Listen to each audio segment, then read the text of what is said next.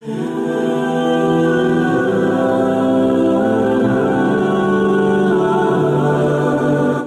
چیزیں گناہوں کا کفارہ ہیں۔ فَإِسْبَاغُ الْوُضُوءِ فِي الصَّبَرَاتِ، جھاڑے میں ٹھنڈے موسم میں پورا وضو کرنا ہے، مکمل اہتمام کے ساتھ وضو کرنا موسم سرما میں، یہ گناہوں کو مٹا ڈالتا ہے۔ اور دوسری چیز ارشاد فرمائی وَإِنْتِظَارُ الصَّلَاةِ بَعْدَ الصَّلَاةِ، ایک نماز کے بعد دوسری نماز کا انتظار کرنے بیٹھ جانا، کہ عصر پڑھ لی اب مغرب پڑھ کے جائیں گے، مغرب پڑھی اب عشاء پڑھ کے جائیں گے، تو ایک نماز کے بعد دوسری نماز کا انتظار۔ حضرت عبداللہ ابن عباس رضی اللہ تعالیٰ عنہ فرماتے ہیں کہ حضور فرماتے ہیں کہ میں نے اپنے رب کی زیارت کی۔ حضرت عبداللہ ابن عباس فرماتے ہیں کہ میرا گمان ہے کہ یہ حضور کسی خواب کی کہانی سنا رہے ہیں۔ تو ارشاد فرمایا کہ جب میں نے اپنے رب کی زیارت کی تو میرے رب نے مجھے کہا کہ یہ فرشتے جو ملائے اعلیٰ میں بحث کر رہے ہیں یہ کس امر میں گفتگو کر رہے ہیں، فرشتے کسی معاملے میں تکرار کر رہے تھے، تو ان کی گفتگو کس عنوان سے ہے؟ تو میں نے کہا کہ مالک تو بہتر جانتا ہے، مجھے معلوم نہیں ہے۔ تو اللہ نے اپنا دست قدرت میرے دو کندھوں کے درمیان رکھا اور اس کی ٹھنڈک میں نے سینے میں محسوس کی۔ فَتَجَلَّى لِي كُلُّ شَيْءٍ وَعَرَفْتُ، ہر شے میرے سامنے روشن ہو گئی اور میں نے ہر شے کو دیکھ بھی لیا اور پہچان بھی لیا۔ تو پھر میرے رب نے کہا کہ اب بتاؤ، تو ظاہر ہے اس کا دست قدرت میرے دو کندھوں کے درمیان آیا اور ہر شے میرے سامنے آ گئی۔ تو میں نے عرض کی یا اللہ یہ کفارات اور دراجات کے بارے میں آپس میں بحث کر رہی ہیں، اور وہ کفارات کیا ہے؟ المکث فی المساجد بعد الصلاۃ، نماز کے بعد مسجدوں میں رک جانا کہ دوسری نماز پڑھ کے جائیں گے۔ اس پر فرشتے ملائے اعلیٰ میں عالم بالا میں بیٹھ کے گفتگو کر رہے ہیں۔ اللہ اکبر، یہ کتنا بڑا عمل ہے کہ جس پر فرشتے کہہ رہے ہیں بلے بلے، کیسے وہ لوگ ہیں جو ایک نماز کے بعد دوسری نماز کے لیے رک جاتے ہیں۔ اور ایک حدیث پاک میں آتا ہے صحیح بخاری میں، 7 اشخاص ایسے ہیں قیامت کے دن کڑکتی دھوپ میں جب کوئی سایہ نہیں ہوگا اللہ انہیں اپنے عرش کا ٹھنڈا سایہ عطا فرمائے۔ ان میں سے ایک وہ آدمی جس کا دل مسجدوں کے ساتھ جڑا ہوا ہے، مسجد کی حاضری اسے بہت پسند ہے۔ دوسرا والمشی علی الاقدام الی الجماعات، جماعات کے لیے فرض نمازوں کے لیے مسجد کی طرف چل کے پیدل جانا، ہر قدم کے بدلے میں درجے بلند ہوتے اور گناہ معاف ہوتے ہیں۔ اللہ اکبر، یہ طلب کی گئی کہ دعا کیجئے کہ میرا گھر مسجد سے نیڑے ہو، تو کہا نہیں، تم جتنے قدم چل کے آتے ہو اتنے تمہارے گناہ معاف ہوتے، اتنا ہی تمہیں ثواب ہوتا ہے۔ تو یہ چل کر کے آنا گناہوں کا کفارہ ہے۔ تیسری چیز ارشاد فرمائی کہ وَإِسْبَاغُ الْوُضُوءِ فِي الْمَكَارِهِ، مشکل صورتحال میں وضو پورا کرنا، اور وہ سردیوں کے اندر مشکل ہوتا ہے کہ پانی بہت ٹھنڈا ہے، تو اس وقت بندہ کہتا ہے چلو ایک دفعہ بھی گزر ہو جائے گی، اگر ایک دفعہ بھی چہرہ دھو لیں گے وضو تو ہو جائے گا، لیکن سنت طریقے سے 3 بار ہی دھونا، اور 3 بار ہی جو ہے وہ پاؤں دھونے، اور 3 بار ہی باقی اعضاء دھونے، تو یہ مشکل ہوگا وضو میں ٹھنڈے پانی سے۔ تو بہرحال مشکل میں وضو جو بندہ کرتا ہے تو اللہ کے لیے کر رہا ہوتا ہے۔ اللہ اکبر، تو اللہ تعالیٰ کو یہ بڑا پسند ہے، اس سے اللہ گناہ ختم کر دیتا ہے۔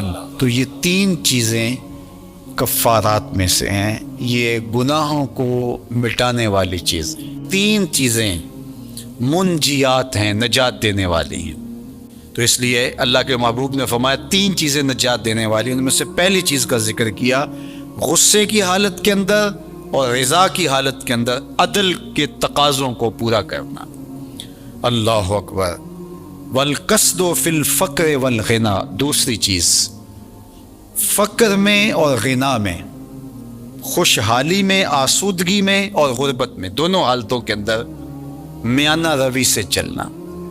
یہ نہیں ہے کہ آپ کے پاس پیسے زیادہ آ گئے تو فضول خرچ بن جائیں، اور اگر جو ہے وہ حالات تھوڑے سے تنگ ہوئے ہیں تو بالکل ہی بخل کرے. دونوں حالتوں کے اندر میانہ روی کے ساتھ چلنے والا کبھی کنگال نہیں ہوتا. اللہ اکبر. والذین اذا انفقوا لم یسرفوا ولم یقتروا وکان بین ذلک قواما. فرمایا کہ وہ لوگ جب خرچ کرتے ہیں نہ تو فضول خرچی کرتے ہیں اور نہ ہی وہ بخل کرتے ہیں، بلکہ جو درمیان والا راستہ ہے اس راستے کو اختیار کرتے ہیں. تو درمیانی راستہ چلنے والا ہی سرخرو، کامیاب اور بامراد ہوتا ہے. اس لیے دونوں صورتوں کے اندر ارشاد فرمایا کہ میانہ روی کرنا. وخشیت اللہ فی السر والعلانیہ، اعلانیہ بھی اور مخفی بھی دونوں حالتوں میں اللہ سے ڈرنا ہے. یہ نجات دینے والی چیز ہے. جو لوگوں کے سامنے اللہ سے ڈرتا ہے اور مخفی جگہ پر جا کر کے اللہ سے نہیں ڈرتا تو وہ اعلانیہ طور پہ ریاکاری کر رہا ہے، اللہ سے نہیں ڈرتا. تو مخفی طور پہ بھی اللہ سے ڈرے اور اعلانیہ طور پہ بھی اللہ سے ڈرے. ان الذین یخشون ربهم بالغیب لہم مغفرۃ واجر کبیر. جو اللہ تعالیٰ سے بن دیکھے ڈرتے ہیں، اللہ جل شانہ نے ان کے لیے مغفرت بھی رکھی ہے اور بہت بڑا اجر بھی رکھا ہے. اور وہی حدیث جو میں نے آپ کے سامنے رکھی کہ 7 اشخاص قیامت کے دن عرش الہی کے سائے تلے ہوں گے. ان میں سے جو 7واں شخص ہے اس کا ذکر حضور نے ارشاد فرمایا وَرَجُلٌ ذَكَرَ اللَّهَ خَالِيًا فَفَاضَتْ عَيْنَاهُ. وہ شخص جو تنہائی میں بیٹھا اور اللہ کو یاد کرنے لگا اور اس کی آنکھیں آنسوؤں کا خراج دینے لگی، اللہ کے خوف سے اس کی آنکھوں سے آنسو ٹپکنے لگے. تو فرمایا قیامت کے دن جب کوئی سایہ نہیں ہوگا اللہ اس شخص کو اپنے عرش کا ٹھنڈا سایہ عطا فرمائے. تو لوگوں کے سامنے آنسو بہانا اور تنہائی کے اندر آنکھوں کو نوری نصیب نہ ہو تو یہ ریاکاری ہے. اور ریاکاری تو ایک ایسا جرم ہے، ایک ایسا گناہ ہے جس کو شرک اصغر کہا گیا. کسی گناہ کو شرک نہیں کہا گیا سوائے ریاکاری. تو ریاکاری کو شرک اصغر کہا گیا ہے. تو اعلانیہ طور پہ بھی اللہ سے ڈرو اور مخفی طور پہ بھی اللہ سے ڈرو. لیکن اگر خلوت اور جلوت میں فرق ہے تو یہ بدترین صورتحال ہے. یہ محبت جو رب سے ہے ہماری محبت، اس میں شکوے کی شکایت کی گنجائش ہی نہیں ہے. یہ محبت رضا سے پروان چڑھ دی ہے اور بندہ تسلیم اور رضا کے دائرے میں آگے بڑھتا ہے اور اللہ کی محبت کا نور پاتا ہے. اور خشیت جو اس کے اوپر طاری ہوتی ہے وہ بھی بوجہ محبت ہوتی ہے کہ میں اللہ جل شانہ سے پیار کرتا ہوں تو وہ مجھ سے روٹ نہ جائے. تو پھر اس کے احکام کی بجا آوری، اس کے احکام کی تعمیل اور اس کے بتائے ہوئے طریقے حیات کے مطابق زندگی کا بسر کرنا یہ لازم حیات بن جاتا ہے. تو یہ محبت اپنے تمام تقاضوں کے ساتھ پھر پروان چڑھتی. تو اللہ سے محبت یہ ہے کہ اس کے احکامات کو تسلیم کیا جائے اور ان پر عمل پیرا ہوا جائے. اور اس محبت کو اتنا خالص رہنا چاہیے کہ اس کے اندر کوئی ذاتی غرض کسی بھی صورت کے اندر جو ہے وہ شامل نہ ہونے پائے. یعنی وہ اپنی محبت کو بندے سے جس محبت کا وہ مطالبہ کرتا ہے اور جس چیز کا وہ متقاضی ہے بندے سے، وہ ایسی محبت ہے جس کے اندر ایک ذرے کے برابر بھی ملاوٹ جو ہے وہ اللہ برداشت نہیں کرتا. اور یہ بات میں آپ کو بتاؤں کہ سب اس دنیا کے اوپر جتنے بھی ہم گناہ کرتے ہیں صرف ایک گناہ کو ہی شرک کہا گیا ہے، شرک اصغر. شرک کے علاوہ، حقیقی شرک کے علاوہ اگر کسی گناہ کو شرک کہا گیا ہے تو وہ ریا کو کہا گیا ہے. ریا میں انسان اس عمل میں کسی بندے کو شریک کرتا ہے، یعنی کسی بندے کی رضا جوئی کے لیے، کسی بندے سے کچھ غرضیں سمیٹنے کے لیے اور کسی بندے کی خوشنودی کے لیے یا اپنے نفس کو اس میں شامل کر کے وہ ریا کے ذریعے سے اپنے عمل کو ملوث کرتا ہے. تو وہ عمل پھر خالص نہیں رہتا. تو صرف جو شرک اصغر کہا گیا اعمال میں سے وہ ریا کو کہا گیا اور یہ ایک رائی کے دانے کے برابر بھی قابل قبول ہے. اللہ اکبر. اللہ کے محبوب کی خدمت میں ایک صحابی حاضر ہوئے تو انہوں نے عرض کی یا رسول اللہ صلی اللہ علیہ وسلم، ایک شخص جہاد کرتا ہے اعلاء کلمۃ الحق کے لیے، لیکن اس کے دل میں یہ بات بھی ہے کہ میری شہرت اور ناموری بھی ہو جائے گی، تو کیا اس کا یہ عمل قابل قبول ہے؟ تو اللہ کے اس کو کوئی اجر ملے گا، تو حضور نے ارشاد فرمایا فلا شیء لہ، اسے کوئی اجر نہیں ملے گا۔ تو یہ سمجھے کہ میں اپنی جو گفتگو ہے اس کو صحیح طرح سے حضور کے سامنے عرض نہیں کر پایا، تو انہوں نے خود دوبارہ دوہرا کے کہا حضور اس کا مقصد اللہ کے جھنڈے کو بلند کرنا، اعلاء کلمۃ الحق اور دین کے پرچم کو اونچا کرنا ہے، اور اس کے لیے اس نے اپنی متاع جاں وار دی، قربان کر دی اپنی زندگی۔ لیکن اس کے دل کے ایک گوشے میں یہ بات بھی تھی کہ چلو میری شہرت اور ناموری بھی ہوگی، تو کیا اس کو اس عمل کا جو اس نے اپنی جان واری ہے صلہ ملے گا؟ تو اللہ کے محبوب نے ارشاد فرمایا فلا شیء لہ، اسے کوئی اجر نہیں ملے گا۔ تو یہ پھر پریشان ہوئے، تو تیسری مرتبہ انہوں نے پھر کہا حضور اس کا مقصد اللہ کے دین کے پرچم کو بلند کرنا، اللہ کے دین کے جھنڈے کو اونچا کرنا اور سر بلندی اسلام ہے، لیکن یہ بات ضمن میں ہے کہ چل جب یہ ہوگا تو ساتھ یہ بھی تو ہوگا ہی ہوگا۔ تو حضور نے پھر فرمایا فلا شیء لہ، اسے کوئی اجر نہیں ملے گا، اور پھر اس کو وضاحت کرتے ہوئے فرمایا کہ اللہ صرف اسی عمل کو قبول کرتا ہے جو اس کی رضا کے لیے کیا ہے۔ تو جس عمل کے اندر ایسی شرکت ہو جائے جس سے نفس کی پرورش ہو، خواہشات، تو وہ اللہ تعالیٰ اس حوالے سے بہت غیرت رکھتا ہے، اور یہ بہت بڑی بات ہے۔ آپ بتائیے کہ سب سے برا عمل کیا ہے؟ جہنم میں ایک وادی ہے، حدیث پاک میں آتا ہے کہ وہ اتنا عذاب ہے اس وادی کے اندر کہ ایک دن میں 600 مرتبہ جہنم بھی اس وادی سے پناہ طلب کر پناہ مانگتی ہے، اللہ مجھے اس وادی سے بچا۔ 600 مرتبہ ایک دن میں جہنم اللہ سے عرض کرتی ہے مالک مجھے اس حصے سے بچا کے رکھنا، 600 مرتبہ ایک دن میں۔ تو صحابہ نے عرض کی یا رسول اللہ صلی اللہ علیہ وآلہ وسلم اس وادی میں کون لوگ ڈالے جائیں گے؟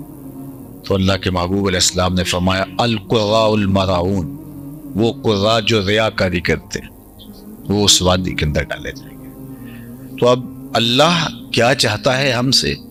اللہ چاہتا ہے میرا بندہ میرا ہی ہو اور اس کے اندر غیر کی شرکت نہ ہو۔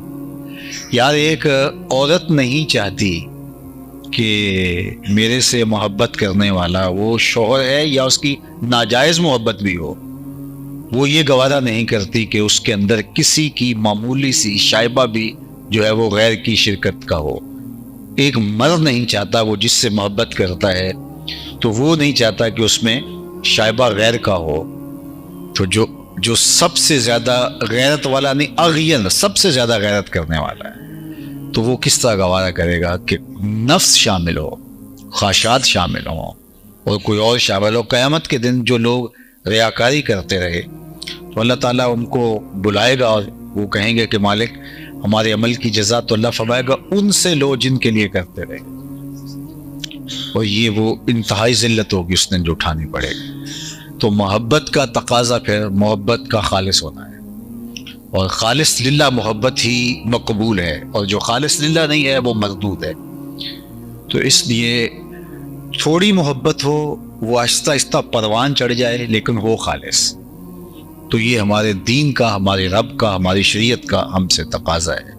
فرمایا والذین آمنوا اشد حبا للہ، جو ایمان والے ہیں وہ اللہ سے ٹوٹ کے پیار کرتے ہیں، اور محبت ان کی اس مقام پہ، اس درجے پہ ہے کہ وہ اس محبت میں کسی اور کو خاطر میں نہیں لاتے۔ باقی جو محبتیں ہیں وہ اللہ کی محبت کی ہی صورتیں ہیں، اللہ کی محبت کی ہی شکلیں ہیں، چونکہ کل منصوب الی محبوب محبوب، عربی کا ایک مقولہ ہے جو محبوب کی طرف چیز منصوب ہو وہ بھی محبوب ہوتی ہے، تو وہ اصل محبوب کی محبت کا ہی عکس ہوتا ہے، محبوب کی محبت کا ہی ایک رنگ ہوتا ہے۔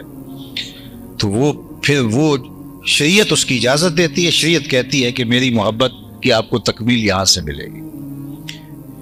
مثال کے طور پہ حجر اسود ہی ہے، تو یہ اللہ کی محبت کا روپ ہے، اس کو چومنا، اس کے بارے میں کہا گیا کہ یمین اللہ، جو حجر اسود ہے یہ اللہ کا دایاں ہاتھ ہے۔